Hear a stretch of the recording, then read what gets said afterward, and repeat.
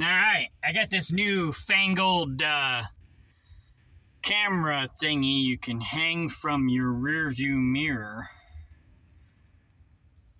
I guess I can adjust my rear view mirror. I don't know. Oh, I guess this ball thingy moves too. I really can't use my rear view mirror because I got a cover on my pickup truck to where I can't really see out the back window anyway. So it's like a rear view mirror is pointless in this pickup truck.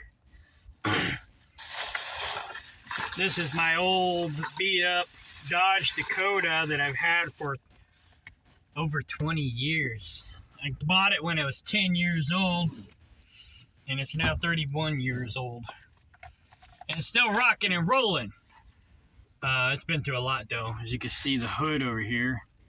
My former friend, I let him drive it, and he didn't latch the hood properly, and it blew up and busted out the window,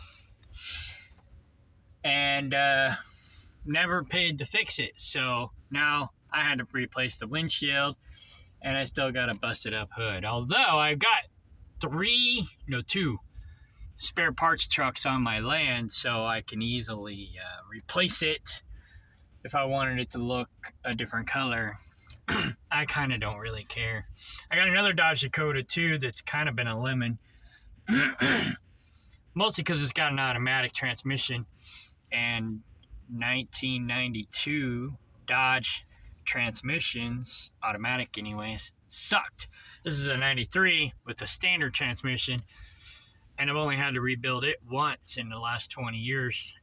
The other one with the automatic, I rebuilt it once, and now it needs to be rebuilt again. And I just bought it not even a decade ago. I bought it because this truck was so awesome, such a good truck. I thought, oh, that one would be a good truck too. No, mostly because it's an automatic. Anyways, that's not why I made the video. I wanted to do a CTI video of the truck before I took off, but another driver needed that truck. So I had to hurry up and clean it out real quick and put it in the wash bay so they can detail it. That's the nice thing about this and slip seating, is potentially anyway, between each driver, they clean and detail the trucks. Now, the last driver that drove it before me, I thought my load was already here and I didn't have time to detail the truck, so I just cleaned it as best I could and threw my stuff in there, and it reeked of cigarette smoke.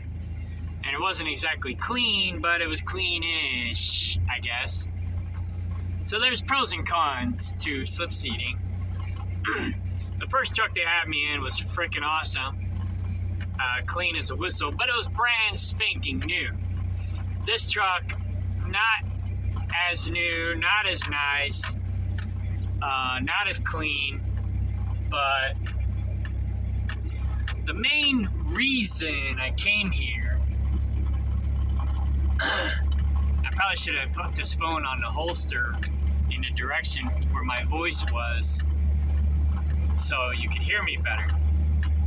But now maybe I'll stop up here at the Flying J and do that, because this truck is loud. It's hard to hear me. Like I said, it's an old rickety truck. But then I'll piece together the video after. Well, no, let me test it and see how well you can hear me. And if you can't hear me very well, then I'll just redo the video.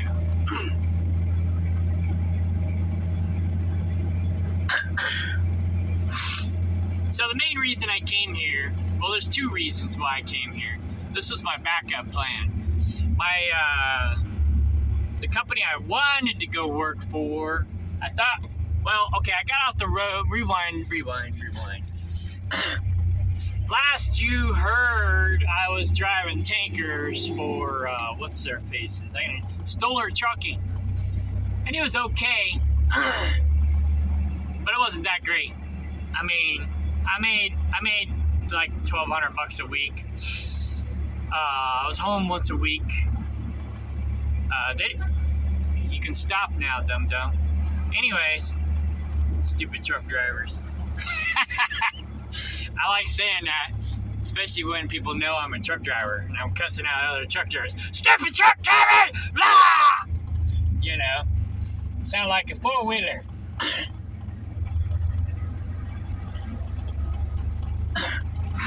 But anyway, there are stupid truck drivers, there's stupid four-wheelers, there's stupid two-wheelers, stupid six-wheelers. It don't matter what you're driving. There's stupid people everywhere. Doesn't matter what your nationality is, doesn't matter what your gender or religion or what you identify as. There's stupid people all over the place. Don't judge the book by the cover. Anyhow,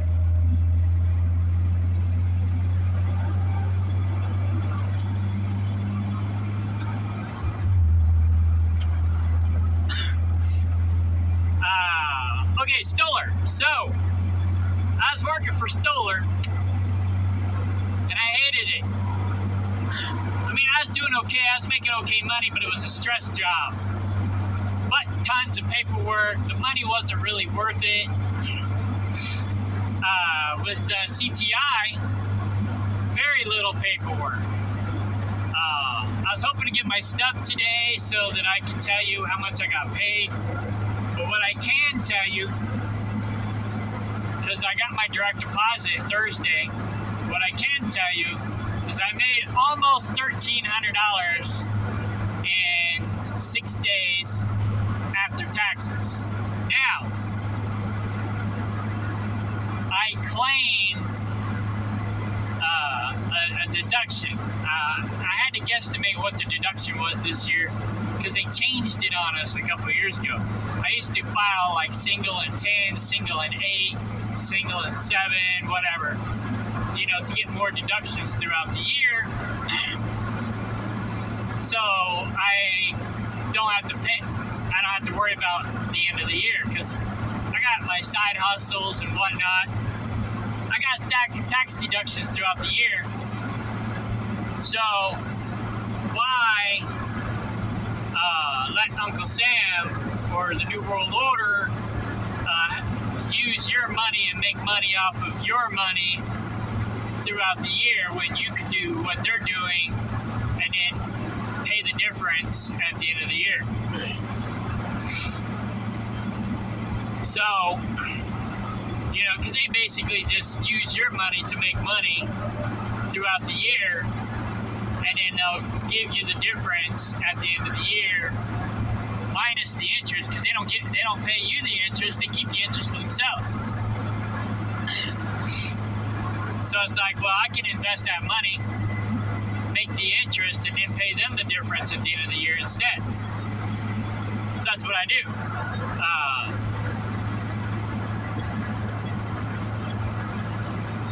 I was like, what the heck is that noise? It's my phone ringing. Anyway, so I didn't know what to put on the form, so I guesstimated what to put on the form. And I'll have to figure that one out. So I put probably half of what I should have put. So I don't think as many taxes came out as I wanted to come out. Wait, I think I paid more taxes than I wanted to pay. So I'm guesstimating that I made about $1,500 in 6 days. Which is, if that's the case, I'm making the same amount of money as I would have made if I got that local job. So I got off the road 6 months ago. And one of my business associates promised me that she could make me $1,000 a week, no problem, if I went into business with her. She wanted my help. She's like, I desperately need your help. I'm like, well, this is what I need to make. And she's like, okay, let me get back to you. She got back to me and said, yeah, we can make that happen, no problem. Well, apparently it was a problem because she couldn't deliver. Basically, I only made half of what she said I could make. Actually, I made half of what I said I absolutely needed. And she said she could make me more. So I only made maybe a third of what she said I could make. Anyway,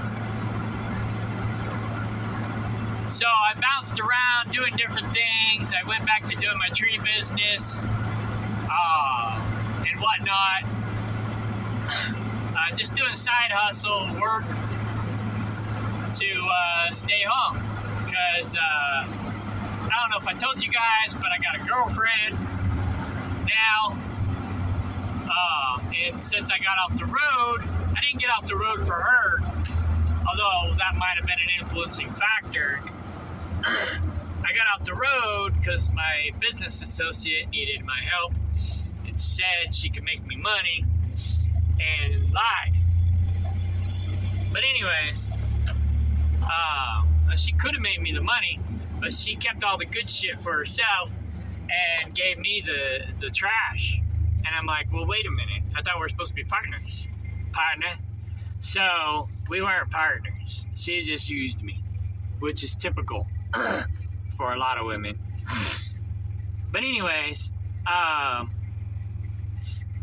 I don't know. I mean, I'm a nice guy. People tend to use nice guys, especially women.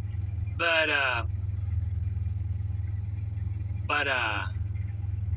you know, I saw the writing on the wall pretty quick. And I was like, okay, this ain't gonna work. I'm out. But I gave her a chance to prove herself. And I told her, I says, you know, you got a month to make this right. If you can't make this right, after she didn't make it right in the beginning, I gave her a month to make it right. She never did, so I bounced. And I just did my own thing. And I survived, you know. I made a little bit more money on my own.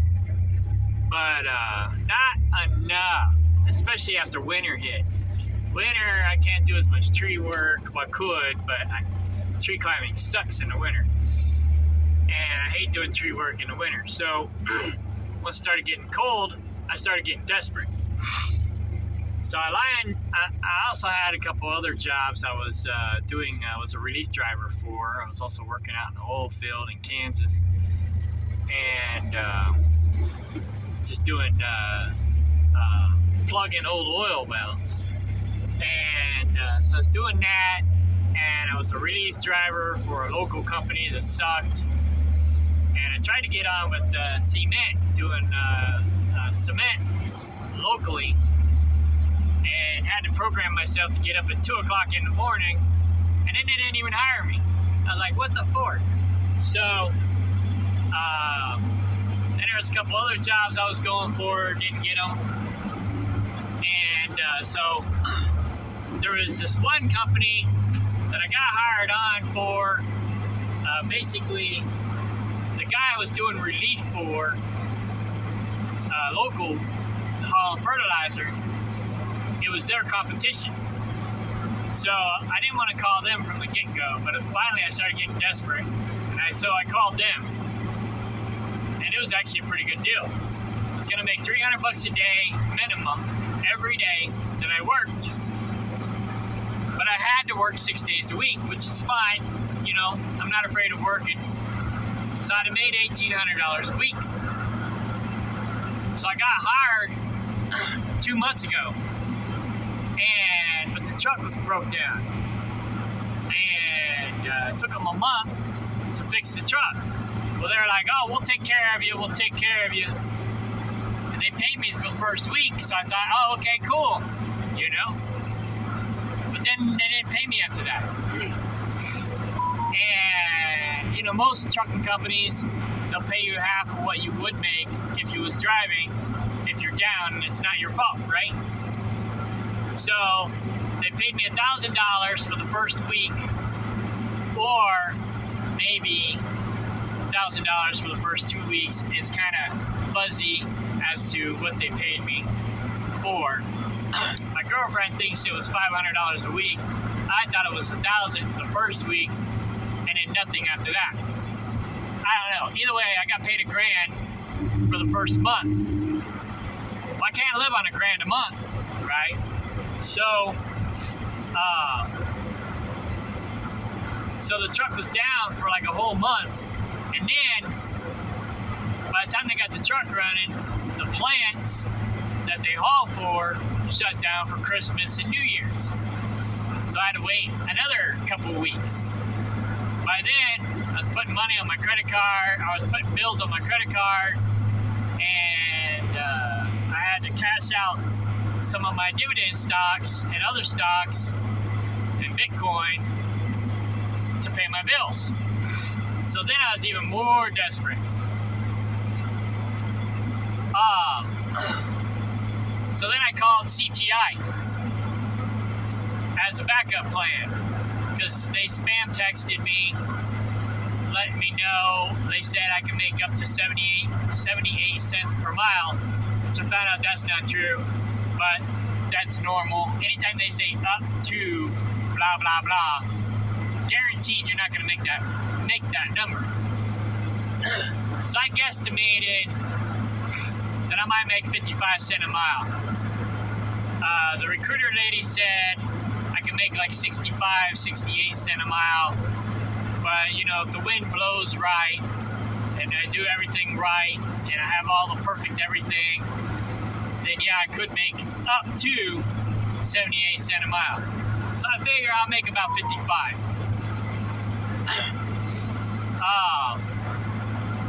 Well, anyway, I was holding out for the other company because I really wanted that job.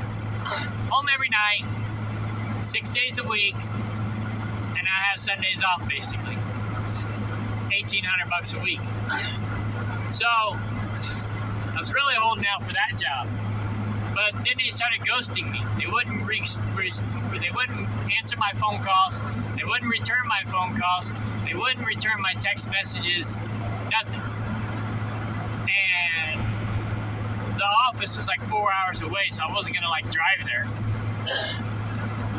So I was like, fuck it. And I went to CTI. And as soon as I started with CTI, well, as soon as I committed to CTI, they ran my,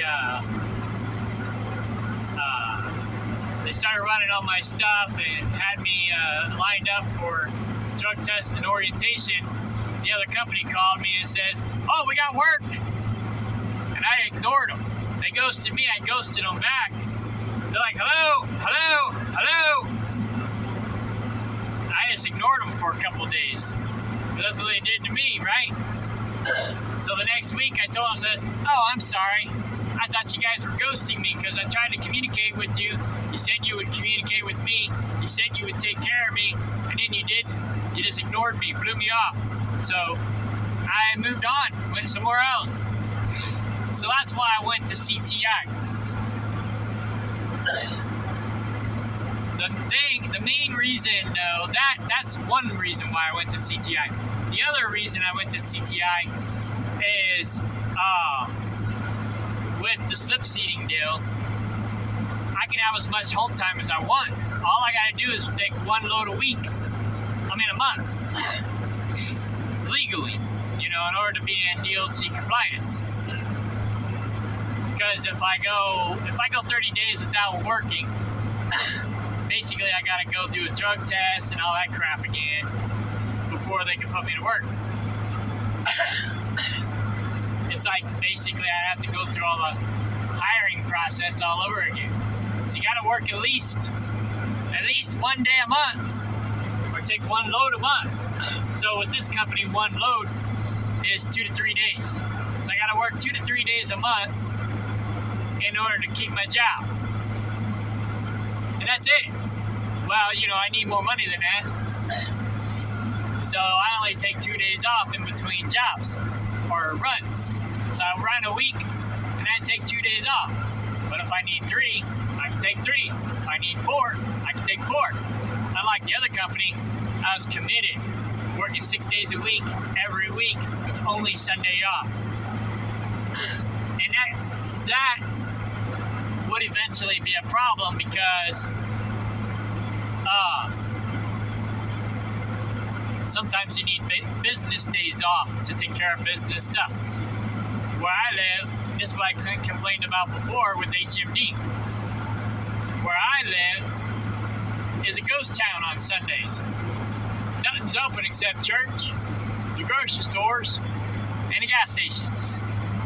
Oh, and some restaurants. That's it. Pretty much everything else is closed. In the summer, more things are open because I live in kind of like a tourist town. But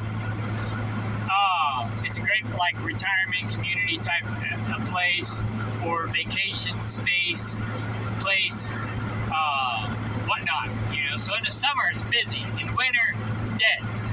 Right? But yeah, I need weekdays off to take care of some weekday stuff. And the other job, that would have been a problem. So with this company, it's nice. I can take 2, 3, 4, 5, 6, 7, 8, 9, 10 days off if I want to. So right now I need the money, so I'm only taking 2 days off.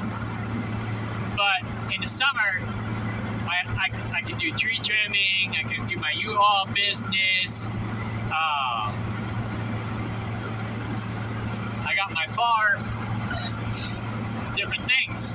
So in the summer, I can take more time off, work my side hustle, have money coming in on the side. I got my dividend stocks. Once they start paying me more money, I don't have to work as much.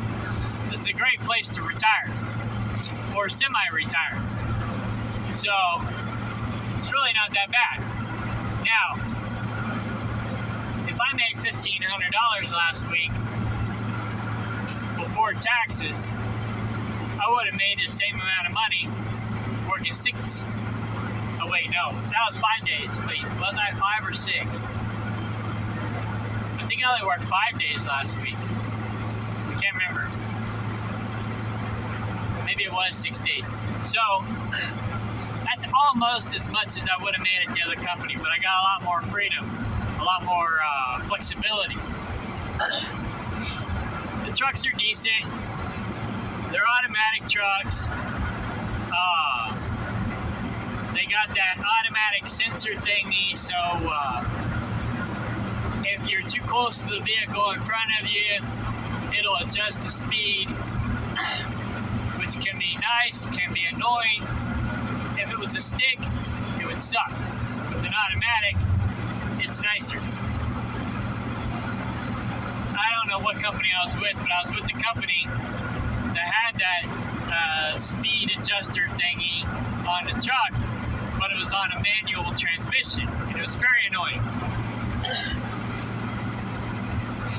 But I always said it would be great to have it on an automatic truck. And it is. It's very nice having it on an automatic truck. You just cruise down the road, rush hour traffic, whatever, you ain't got to worry about nothing. You just kick back and go with the flow.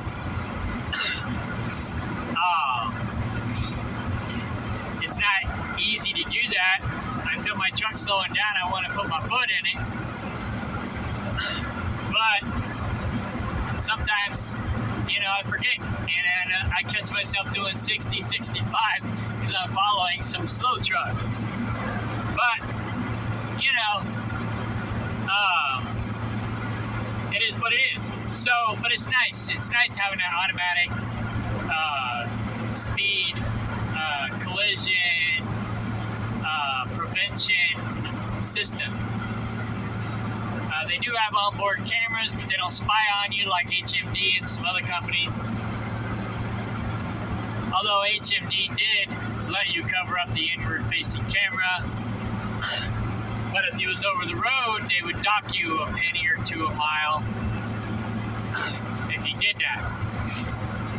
So that sucked.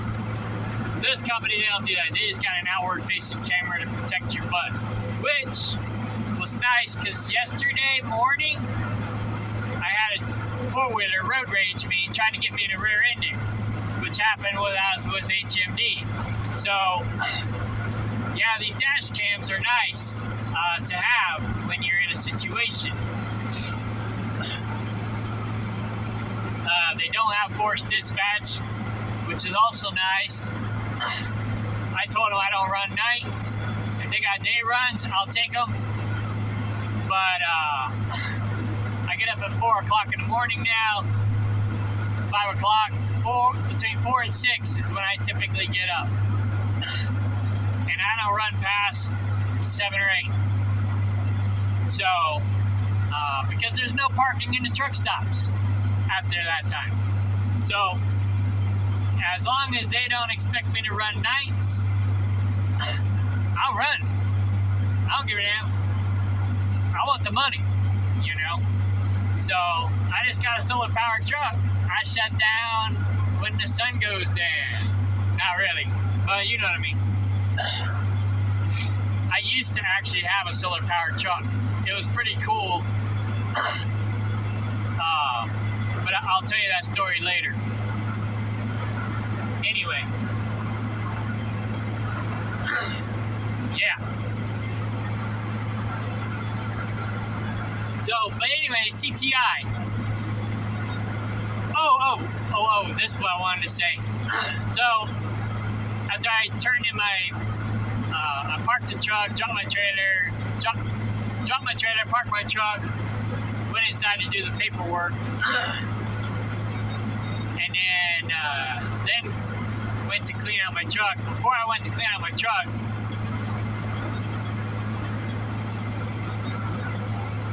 okay, I wanted to look at the fuel price. This gas station truck stop tends to have the best fuel price, but today it doesn't.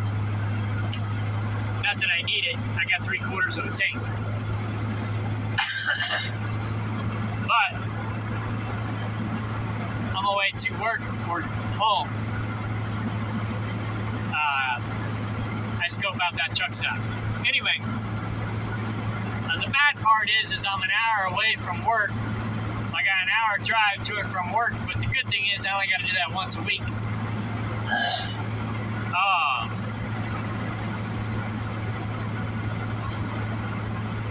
This week, I had a little bit shorter week, so I'm not going to make as much money next week, but, oh well, you know.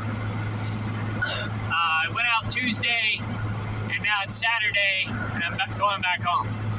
And then between the first load and the second load, I had to wait, because they said the load was going to be there, and it wasn't, and it was late. So I had to sit there at the yard for several hours waiting for that load. So that was a pain in the ass. But I did some shopping. I fixed my pickup truck because the battery cable had a short in it. So I fixed that, took a shower, did my laundry, got a power nap, picked up the load and took off. So it worked out. But I don't like to sit.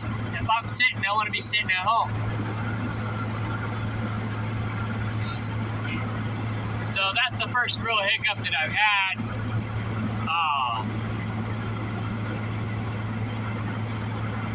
That I can think of. But anyways, while I was inside, talking to dispatch or whatever, there was this lady there that was talking to me when I went to orientation. She's another driver. She's been with them for a while. She started out with them, but then her husband wanted to quit and go somewhere else. And then I guess after they got divorced, she went back to CTI. And she said it's the best company she ever worked for, right? So I'm like, cool. Well, she was there. She wanted to interrogate me on how I like it so far. And I told her, I said, well, I don't know. I'm reserving judgment. She goes, well, what don't you like about it? I was like, well, I didn't say I didn't like it. I just said I'm reserving judgment. And she wanted to bug the crap out of me. Why don't you like it? What's wrong? Like, I didn't say anything was wrong.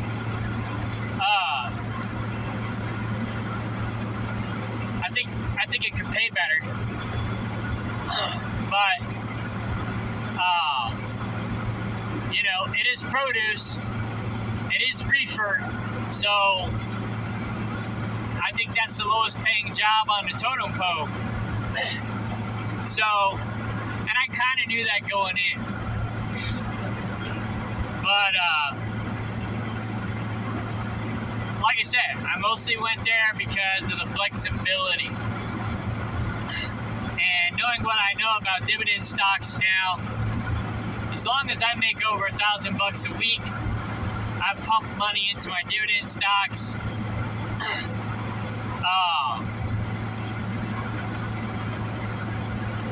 5-10 years from now, I may not have to work anymore. So, plus this job gives me flexibility. I can do my tree business in the summer. I can do my U-Haul business in the summer. I can farm when I want to farm. You know, do farmers markets if I want to, which I don't think there's any money in farmers markets. But, you know, basically I just raise goats. So I'm hurrying up home. Well, not hurrying, I'm only doing 65, which the speed limit is 65. But this truck will go faster. But the faster I go, the more noise it makes. I can get this truck, even though this truck's 30 years old, it'll fly. I'm taking good care of it. It don't look like much, but it runs. It does leak oil, but other than that, this truck runs balls to the walls. For a little V6, it's got some balls. So anyways, it's a good truck. I love this truck.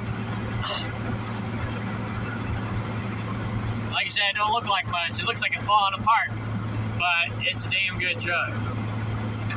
As long as you get one with the standard transmission, these are good trucks.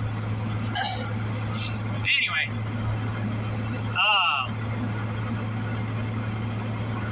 so I'm hurrying up to get home because I just had my first mini Nubian baby born this week. So, before I was doing Nigerian dwarfs because my former friend who fucked up my truck was raising Nigerian dwarfs. And so I had Nigerian dwarfs too because that's what he had. I didn't really see myself as a goat herder, but I fell in love with them. And then after him and I had our falling out, I ended up selling all my, basically I ended up liquidating a lot of stuff. Because it's a long story, but basically he was backstabbing and sabotaging me. He robbed me, ripped me off, all kinds of shit. So I was like, fuck all this shit, I'm selling everything. And sold pretty much everything that wasn't tied down. Or started selling everything that wasn't tied down. And last year, well, long story short, he did steal some of my goats too, but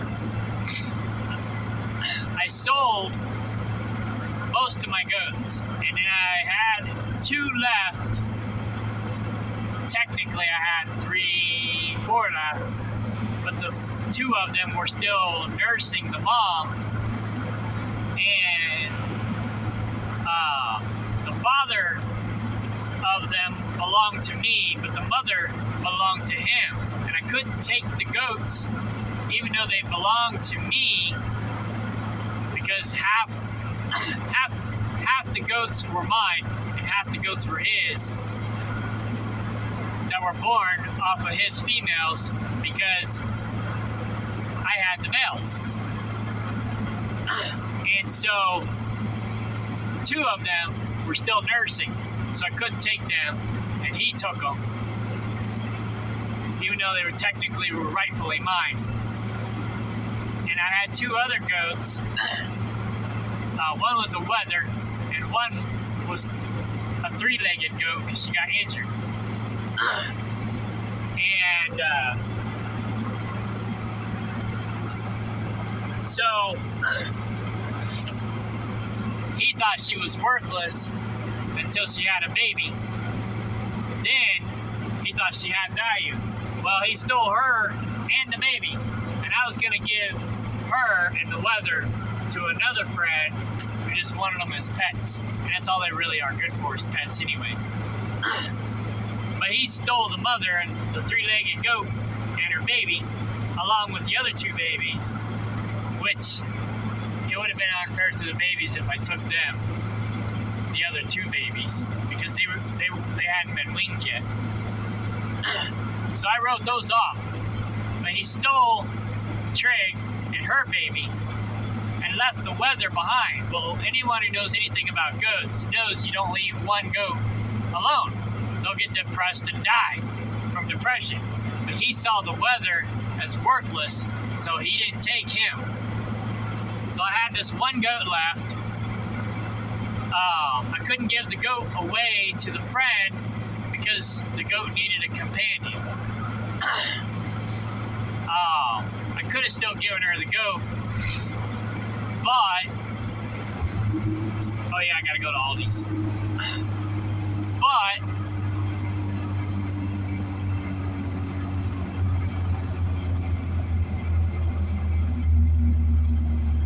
that's weird.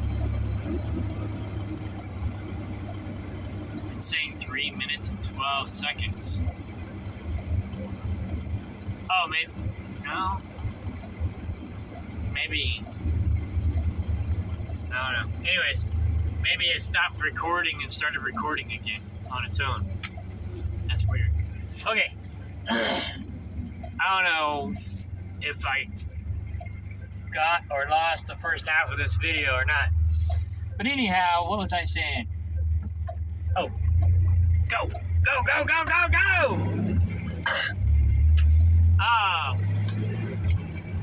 So I stuck with the wether. I kept him for a little while, but then he started getting depressed, and he would stay in the goat yard and basically just wait for everybody to come home. He was just waiting for everyone to come home. He's like, where is everybody? You know? It was just like, it was sad. It was very, very sad. He would just sit in one spot and wait. Because he was like, where is everybody? And he just waited. He was just waiting for no one to come home. And anytime he heard a noise, he'd go check it out. The cats would meow. He'd go check it out. I sold my chickens. I sold all my other goats, except for the ones that got stolen, and Paul. Paul was the one last goat left. And so anytime he heard a noise, he'd jump up and go check it out. Then he'd come back and sit in that same spot. But eventually, he got depressed, and he just stayed in one spot. He moved to a different spot. I guess he picked where he wanted to die. He just sat underneath this tree and wouldn't move at all. I just couldn't get him to do anything. And I was starting to get concerned about it. So my lawyer was moving. He was selling his property, and he had goats, and he was selling his goats. They were Nubians. And I didn't really want Nubians at the time. So, I was just looking for somebody for Paul to have as a companion until I figured out what I was going to do. So, he had 4 Nubians that he was trying to sell. I got a good deal on them. I took them over to the land, and you should have seen Paul's face. He was so happy! So happy! He was just like ecstatic. I never seen a goat so happy before in my entire life. He was so happy. It was so cool. I wish I could have got it on video. Oh, was he happy. Anyways, made his day when I brought the females home. And I kept doing some research. And what I decided, what I was gonna do before, because before the falling out, I actually had Kikos also.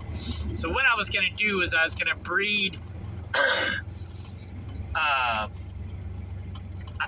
Kiko and Spanish goats with Nigerian dwarfs to bring them down a little bit in size. And what I was working on was I was going to make a new line of meat milk goats. And so it's basically going to start my own breed. And I had done a lot of research. And so basically what I was going to do was... It's probably my girlfriend blowing me up. What I was going to do...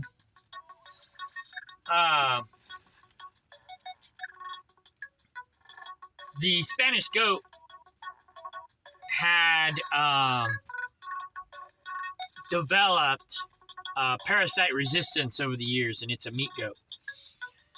Apparently it's a meat and a milk goat. But anyways, primarily it's a milk goat. I mean meat goat.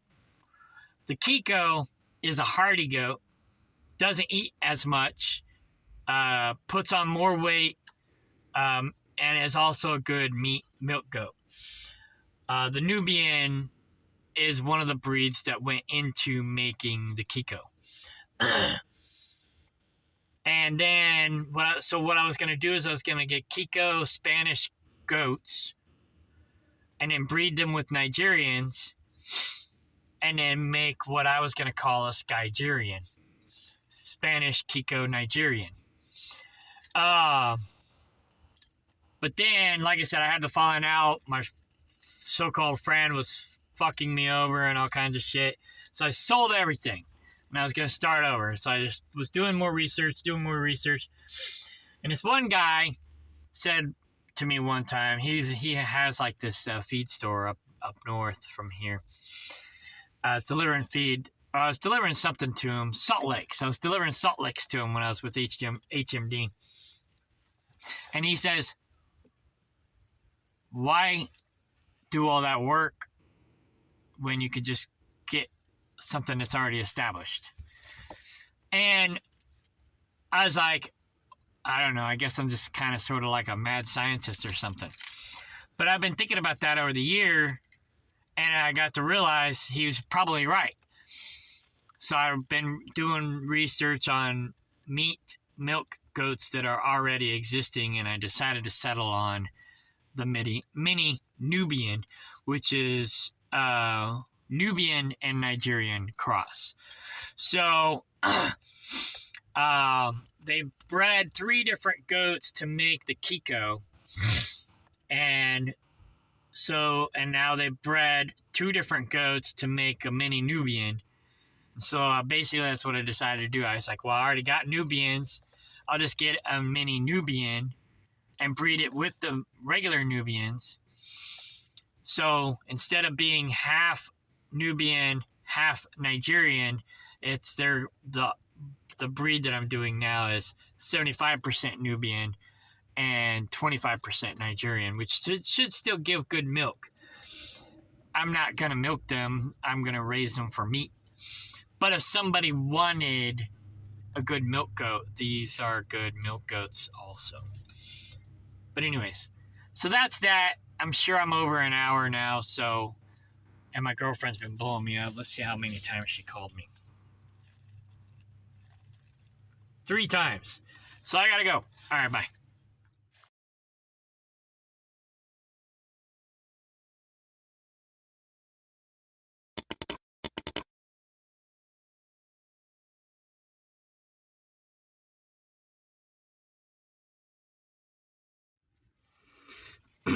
Alright, I gotta adjust this again. Alright, I got the phone facing the other way now so that you can hear me better.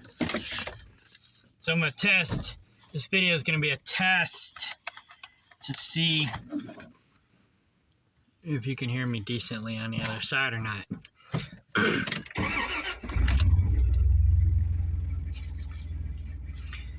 Yeah! So I got my Aldi shopping out of the way.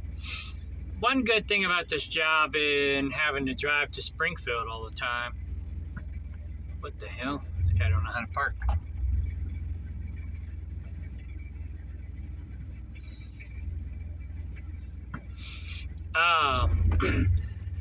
is, I normally don't go to the city when I go home.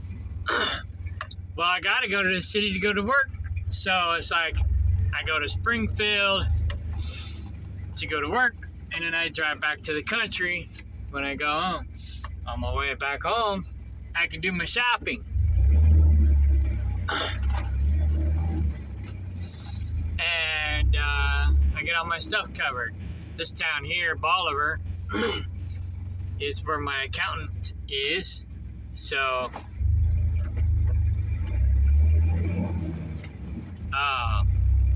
if I need to stop by there and drop off or pick up or sign some paperwork, I can do that.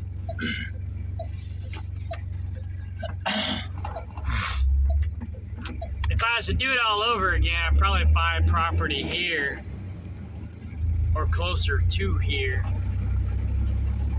than where I did. But where I am is a good investment area if I was to do real estate, which I plan on doing once I have more money. It's a great place to do camping, glamping, Airbnb properties. One of my properties, who's calling me now? My main phone's not ringing for some reason.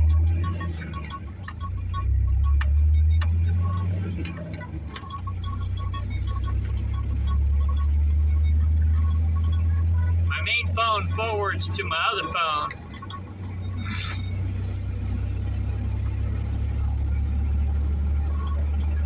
Well, my Do Not Disturb's not on, but for some reason my ringer's not on either.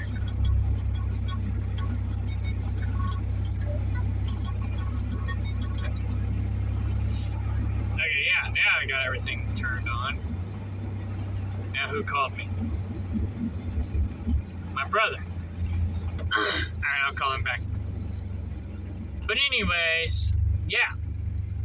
The nice thing is Springfield, I could do some advertising for tree work while I'm there, do some shopping while I'm there.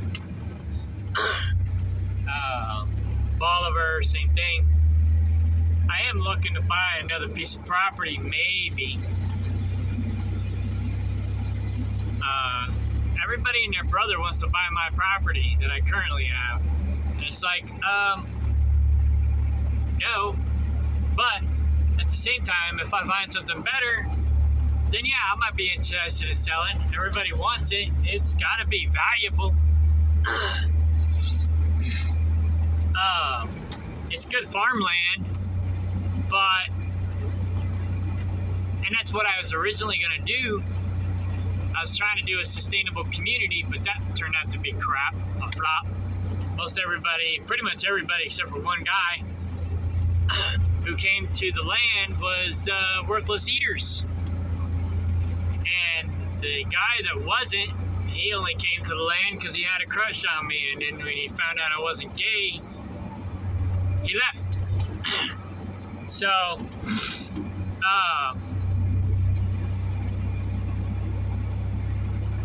don't know, it was weird. It was really weird. I guess he thought that me and my former friend was in a relationship, and once I got rid of my former friend, because he backstabbed me, he thought, oh, now's my chance. And I was like, no, dude. I'll go that way. So anyway, that was weird. But, yeah. But he was a truck driver, too. And I thought that was a great opportunity to do a project, because I thought, well, maybe I should make this just a trucker sustainable community project, because we all got money. We may not have the time to invest in the project, but we got money to invest in the project. We can pay somebody to do the work for us, and then on our off time we can do the work. But at least with maybe a half dozen truck drivers, somebody would be there all the time, or most of the time. So somebody would be there to look after things most of the time, while the rest of us was out working. But after he didn't work out, and the other girl didn't work out, I was like, forget it, I'm not doing this anymore. And then my girlfriend came along. So now I'm just gonna raise goats. And I don't gotta have fancy land, farmland. I just gotta have land that'll produce enough weeds for my goats. Goats can live in rocky, mountainous type environments where there's not a lot of, I wouldn't say foliage, but it's not like green fruits and vegetable type foliage. They eat all kinds of weird shit. And goats are hardy. So I can get cheaper land and more of it for my goats somewhere else and sell what I got for a pretty penny, because it's worth probably 3 times what I paid for it. Well, I wouldn't say that. It's not worth that, but people are willing to pay that. Let me put it that way. And real estate is only worth what people are willing to pay. It's probably only worth what I paid for it, but people are willing to pay 3 times what I paid for it. So I'm willing to sell it if I find something better.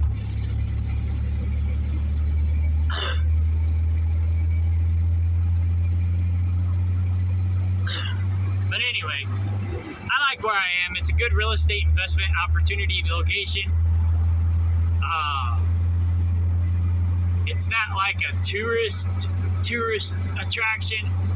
It's more like a camping, getaway tourist type attraction.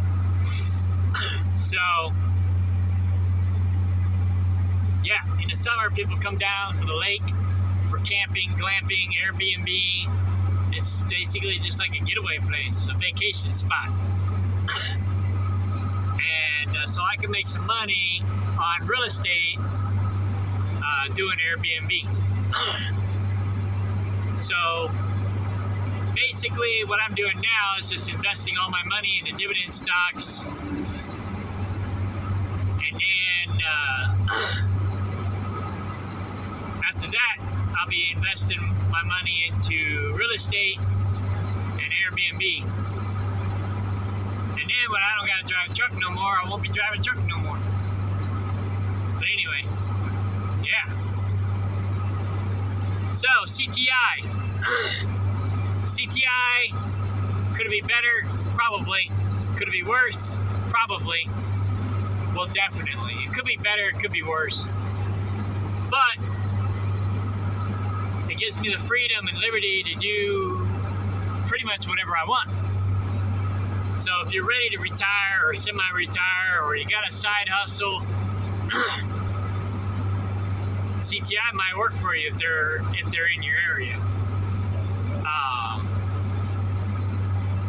I didn't even know they did what they did, but I also think that that's the way of the future. We're gonna have like hubs, and because they're trying to make everything robotic, trying to make everything AI. So eventually the computers are gonna replace us. Well, they're not gonna want these computerized trucks out on the road, fueling out on the road. They're gonna basically have these computerized trucks going from terminal to terminal. And then they'll have people there to fuel the trucks. And then the trucks can go make their deliveries. So I think that is the way of the future. A lot of these big companies are just gonna be where drivers can take it from terminal to terminal, and then the AI can deliver it, or have the AI deliver it, bring it from terminal to terminal, and then have the local drivers deliver the loads. I think that's what's going to happen next. But right now they're just getting prepared. They're getting set up for that. Because the trucks aren't smart enough to drive themselves yet. Or deliver the load yet. But in the next 10, 20 years, they probably will be. And they might have the systems in play and everything set up to where they don't need us anymore. So I'm going to have a backup plan. But in 20 years, I'll be retired. Won't need it. But what if it happens before then? You know? So this is perfect for me, or almost perfect for me. And I don't know, they like me. They're already trying to get me to commit to a full-time truck and work full-time. They're like, oh, you can have a dedicated truck the way you run. I'm like, nah, I think I'll just have the freedom to do what I want to do. I don't want to be married to the truck. Because if I have my own assigned truck, I'd want to take it home, and they won't let me do that. Then I'd have to worry about them putting somebody else in the truck while I'm home. Nah, I don't think so. So, is my guy open? Nope. Sorry. That guy's got my chainsaw and weed eater. I gotta go by there and get it. He's never open. I'm surprised he called me or texted me when he did, because he never returns my phone calls or texts. I gotta go by there in person to see if he's open to get my stuff. But anyway, so I try not to take too many things to him, because he does good chainsaw, small engine repair work, but can't never get a hold of him. And he's never open, it seems like. Today's Saturday, though. I'll swing by there Monday or Tuesday to see if he's open. But yeah, anyway, I like that house there on the left, that big green house. I would love to have a giant house like that. One of these days, maybe. But right now, I'm just living as poor as I can. Stockpiling money for my retirement. And emergency funds. So that later I don't gotta be poor and struggling and not have an option. Right now I can be poor, but work my butt off and still have money in my pocket, But if I'm like poor and can't work and don't have the option of having money in my pocket, then what? So that's what I'm doing now, is I'm just prepping for the future. Make sure I got money in my pocket. Because I'm not getting any younger. Yeah, I could probably die tomorrow. But if that happens, then my nieces and nephews get everything.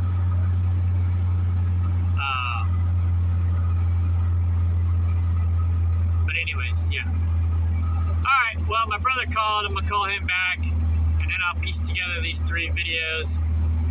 It's almost an hour long, or about an hour long video altogether. Some of you probably don't care to listen to me that long. But for the ones that do, thanks for hanging in there. And I'll give my advertising at the end of the video instead of at the beginning like some people do. So as some of you know, I used to have truckerdate.com. I still do. But I'm redesigning it and redirecting it to co-driverfinder.com. I had it originally as a Dateline, but I don't know. It just didn't work out.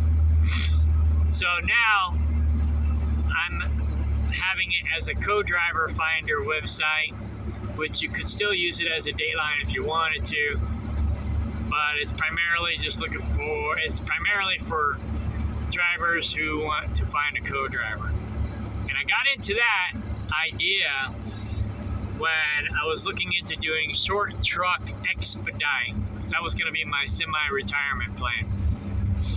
I was going to try to find a girlfriend who wanted to drive truck with me, and I was going to do short truck, Class B short truck expedite.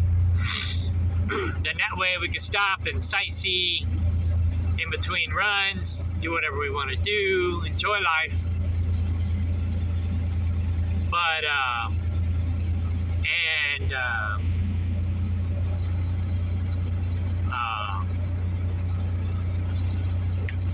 when I was talking to a recruiter for a company I used to work for who does expedite, I asked him if there was a website to find a co-driver, and he goes, no.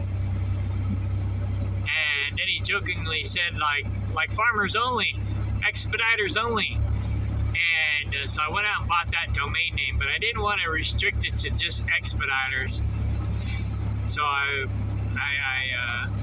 was going to do codriver.com, but that's taken for like some kind of computer program to help you do your loads and stuff, or a mapping program, I can't remember. But anyways, it's already taken. So I did codriverfinder.com to help people find their co-driver. And you can use it for a Dateline, you can use it for just a co-driver finder, whichever, I don't care. As long as you keep it clean, that's all I care about. I got some other websites that I'm doing.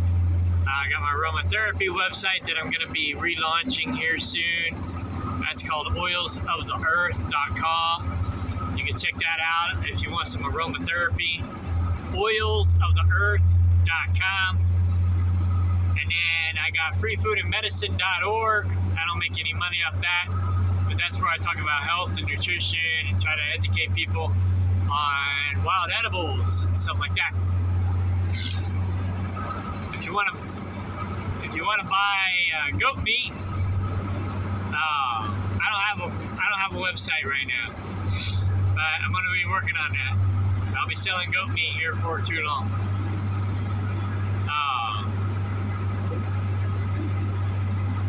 My old website was davidanddavid.com, which now is offgridorganicfarm.com, but I'm still looking for a new name for that. I haven't got a name for that yet.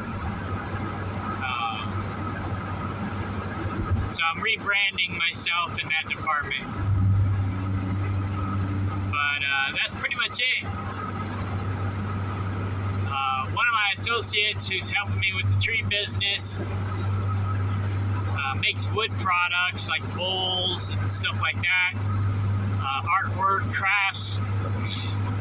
You can find his stuff and my tree service, not that you're going to hire me all the way out here, at KaplingerTreeService.com or KaplingerWoodProducts.com.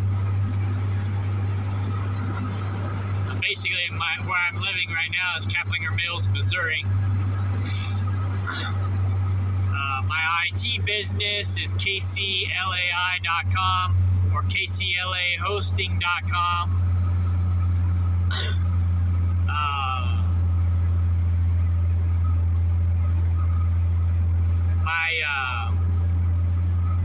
Another non-profit thing that I'm doing is Girls for Gender Equality and GuysForGenderEquality.com.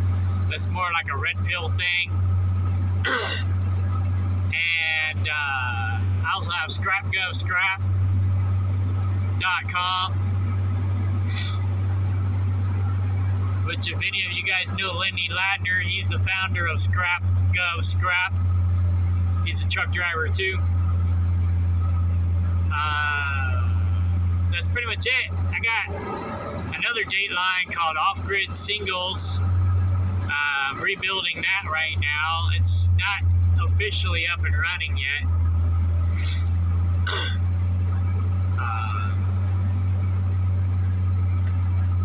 Yeah, that's about it, really. Can't think of anything else that I'm doing.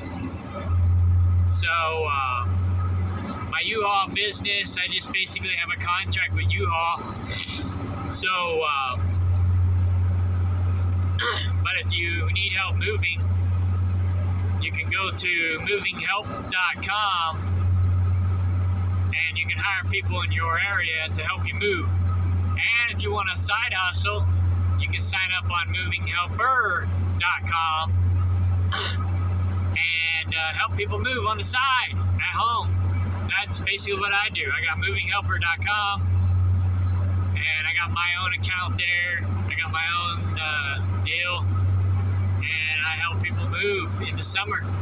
It dies down in the winter, but it's pretty busy in the summer. So, yeah, between that and tree trimming, I won't be driving as much in the the summer. So, once I get my secret laboratory up and running again, I'll have my aromatherapy up and running again. So, it's about halfway done. I'm still working on it. So, hopefully I'll have that up and running this year. Oilsoftheearth.com. Alright, I guess that's it. I'm getting close to home now.